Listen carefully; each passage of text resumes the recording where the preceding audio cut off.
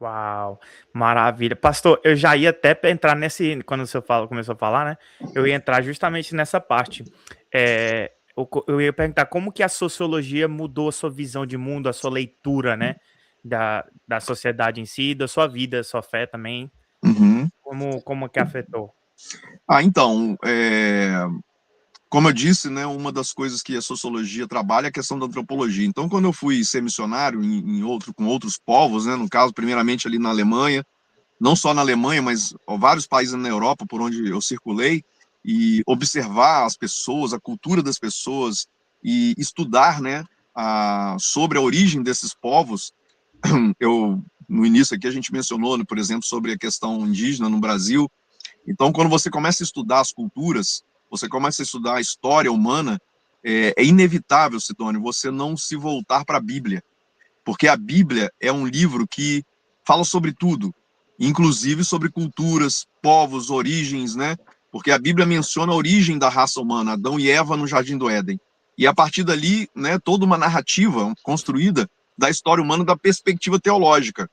Quando você vai para as ciências sociais, para a história humana, a história mundial, né, a história das nações e tudo mais, você vê como que há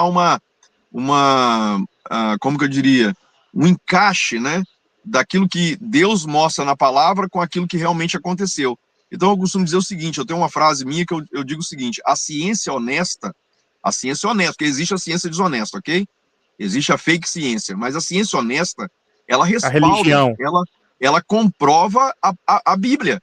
Você pode ver que até hoje os arqueólogos, por exemplo, encontram artefatos lá escavando que comprovam reis que existiram, a existência, né, daquilo que a Bíblia fala. Então, assim, as ciências sociais, ela me ajuda muito a ter esse tipo de compreensão. E para finalizar, uma das coisas que eu mais gosto dentro das ciências sociais, de entender os povos, as culturas, e a antropologia de uma forma geral, é colocá-la em contraste com a escatologia. O que é a escatologia? Escatologia é a ciência que fala sobre o futuro, no nosso caso, o fim dos tempos.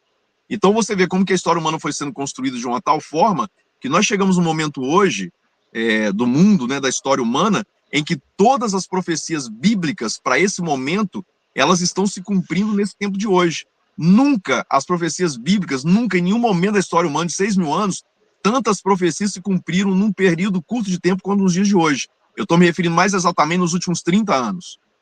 Através do surgimento da internet, principalmente da internet, a globalização da comunicação da informação global e da globalização, né, do mundo geopolítico. Então, esses dois fenômenos, eles fizeram dezenas, se talvez não centenas de profecias se cumprir, startou. Literalmente, por isso que o título do meu livro é Relógio dos Tempos, porque startou um relógio, né, nessas últimas décadas que tem propiciado o cumprimento de inúmeras profecias. Então, as ciências sociais e a escatologia, elas se encaixam, na minha visão. Para mim, isso é muito claro. Uau, perfeito, pastor, perfeito. Alguma pergunta, Pedro, sobre tudo que ele falou aí por último? Tá de boa? Então, para mim tá de boa ainda, porque já conheço há um bom tempinho já, né? Então, Perfeito. eu já conheço Não, bastante da visão, da história. Mas, não, assim, eu concordo muito com o que o Mi tá falando, porque eu sou um cara que eu sempre sonhei também em fazer faculdade de História. História e Arqueologia. E o que a gente tem aprendido hoje no que a gente tem visto acontecendo é que muita coisa da história se repete, sim, mas tem muita coisa que não repete e que já estava escrito na Bíblia há muito tempo, sabe? Então, eu ouço muita gente, uma das pessoas que mais fala isso para mim é minha mãe, Jesus está voltando e que pode acontecer a qualquer hora, sabe? Concordo, assim, gênero e grau com isso, mas também sei que a Bíblia, ela não pula capítulos, sabe? Ela não pula etapas. Deus nunca foi de pular etapas. Ele entregou a vida de Jesus na cruz pela gente, sabe? Porque ele não podia pular etapas, sabe? Se ele tinha o poder de, igual a folha de papel, quando Adão e Eva caíram no Éden, e simplesmente, igual a folha de papel, amassar, deixa eu começar de novo. Só que ele não pula etapas, sabe? Então, pessoas igual o Elmi, entendeu? Que tem essa base para ajudar a gente a entender tanto a gente por dentro, sabe, da nossa cabeça, e também o que a história tem mostrado para a gente, sabe? De uma visão cristã, para a gente estar preparado, sabe? E a história tem que preparar a gente. A gente estuda a história para isso, sabe? Então, a gente tem as etapas e tem pessoas como o Elmi que ele, ele flutua em várias esferas, sabe? Para isso, eu acho, para abrir os nossos olhos. Para mim é uma coisa muito importante e ele tem feito isso muito na minha vida. Uau. Pastor, é engraçado, né? Você falando de fim do mundo, fim dos tempos, né? E escatologia e todas as profecias se cumprindo. Hoje de manhã, eu acordei com... Não sei se é pesadelo ou sonho, ou qualquer diferença, mas... Eu acordei como se eu estivesse numa janela no meu quarto, assim, né? Não desse quarto aqui, num quarto estranho. E de longe eu só vi uma bomba atômica caindo.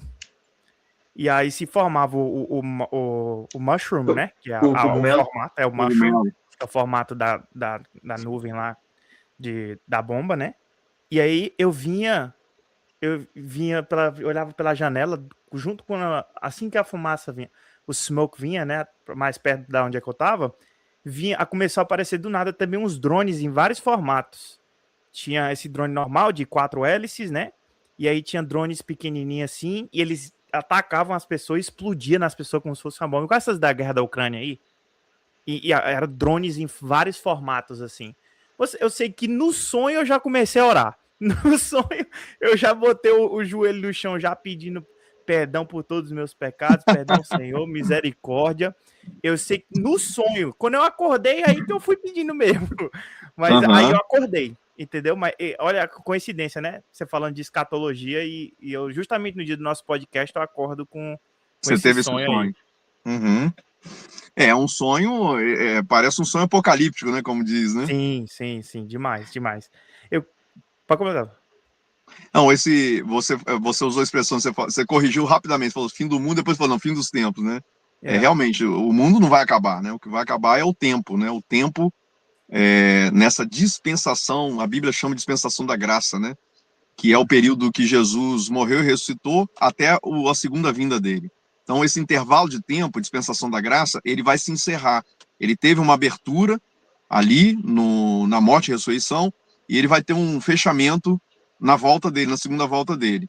Então, na narrativa bíblica, nós vamos ser arrebatados, nós vamos subir em glória, e depois, como João vê em Apocalipse, né, a nova Jerusalém que desce do céu, literalmente Jesus vai reinar sobre essa terra durante 1000 anos, né? Isso é uma informação que está no livro de Apocalipse, e nesse intervalo de tempo vai ser o governo de Cristo na terra, ele vai governar de Jerusalém os povos. Não vou me aprofundar aqui porque é muita informação, mas não é o fim do mundo realmente, né? O mundo sempre vai continuar, mas é o fim dos tempos, eras que vão se encerrando. Quando você vê lá, tem um minutinho para falar sobre isso? Pode, o tempo é seu, pastor. Quando você vê lá em Mateus, isso foi algo que Deus me chamou muita atenção. Eu estava, em outubro de 2009, eu estava em Jerusalém, participando de uma festa de tabernáculos. E numa madrugada no hotel, me saltou aos olhos esse texto. Eu estava começando a escrever o livro Relógio dos Tempos, e Deus me trouxe esse texto muito forte, está lá em Evangelho de Mateus, capítulo 1, a partir do verso 14, que fala assim, de Abraão até Davi, 14 gerações, de Davi até o cativeiro, 14 gerações, do cativeiro até Cristo, 14 gerações. Então, olha que coisa interessante. Deus é milimétrico, ele é cirúrgico com a questão do tempo. Ele fez exatamente períodos geracionais de 14 gerações entre um acontecimento e outro. Abraão, Davi, cativeiro, Jesus. Isso é claro, né? Aí, curiosamente, eu pensei, e daí para frente? Será que Deus continua marcando as estações, o tempo? Sim, ele continua. Porque se você olha de Jesus 14 gerações à frente, chega na Idade Média. E se você pega mais 14 gerações, chega nos dias de hoje. Pegou? Então, como que Deus ele é cirúrgico e ele marca o tempo de uma forma muito milimétrica, né? Então, eu não tenho dúvida nenhuma de que nós estamos num tempo assim, como eu disse, né? É o final dos tempos. A Bíblia é muito clara em dizer que nós não sabemos o dia nem a hora, realmente nem dá a entender que nem o filho sabe, só o pai, né? Mas Jesus mesmo diz lá em Lucas, no Evangelho de Lucas, uma palavra até forte, diz assim, hipócritas, sabeis discernir o tempo, quando vai chover, quando vai fazer frio, você olha para o céu, o céu está rosado, vai esfriar, o céu está nublado, vai chover. Sabeis discernir isso? E ele pergunta, e não sabeis discernir os sinais dos tempos? Olha que coisa interessante. Então Jesus está dizendo para nós que a gente tem que ter discernimento dos sinais do tempo, dos tempos, né? Então a igreja hoje, mais do que nunca, ela precisa estar antenada com o que está acontecendo. Eu conheço muitos crentes que falam, não quero saber de política, não quero saber de geopolítica, não quero saber de economia, não quero saber de guerra, não quero saber de nada. Cara, Jesus está dizendo que a gente tem que se importar com essas coisas sim, porque elas marcam o tempo. E elas são sinais de que alguma coisa está acontecendo.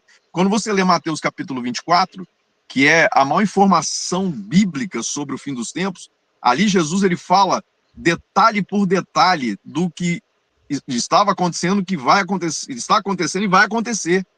Quando ele fala sobre guerra, rumor de guerra, ali, cara, Jesus fala sobre pandemia.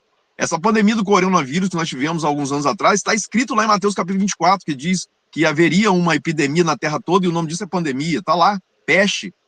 Traduzindo do grego para o português é epidemia e pandemia. E essas guerras estão acontecendo, enfim, são muitos os detalhes que Cristo nos dá para observarmos que esse tempo que nós estamos vivendo é um tempo ímpar, é um tempo único, e nunca tantos sinais se desenrolaram nos céus e na terra sobre esse momento que nós estamos vivendo hoje.